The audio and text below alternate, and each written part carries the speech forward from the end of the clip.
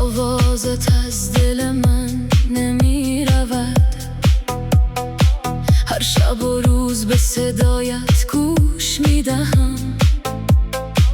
تو گلستانی هستی که هیچ گذران، هر گلش را در دل همیشه می بینم. عشقت آتشیست که نمی سوزد، هر لحظه با تو جان زنده می ماند. نامت را می گویم تا آخرین نفس، تو همه جهان و همه آرزوهای منی.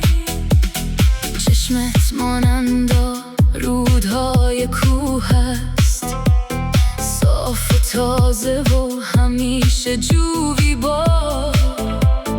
دستت گرمی میدهد و راه می نوشت، با هم می توانیم برویم تا آنجا. عشقت آتشیست که نمی سوزد، هر لحظه با تو جان زنده می ماند.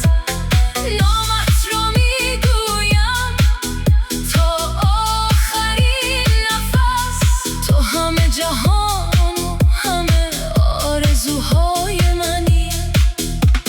همه گریه های من تو را می خواهد، همه خنده های من از تو می آید. هر لحظه که بی تو می مانم، چون بادی که راهش را نمی داند. عشقت آتشیست که نمی سوزد، هر لحظه با تو جان زنده می ماند. نامت را می گویم تا آخرین نفس، تو همه جهان و همه آرزوهای منی.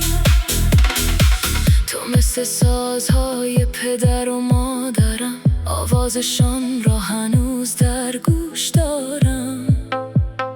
عشقت مثل آن آوازهای قدیم که هرگز از خاطر من نمیگذرد.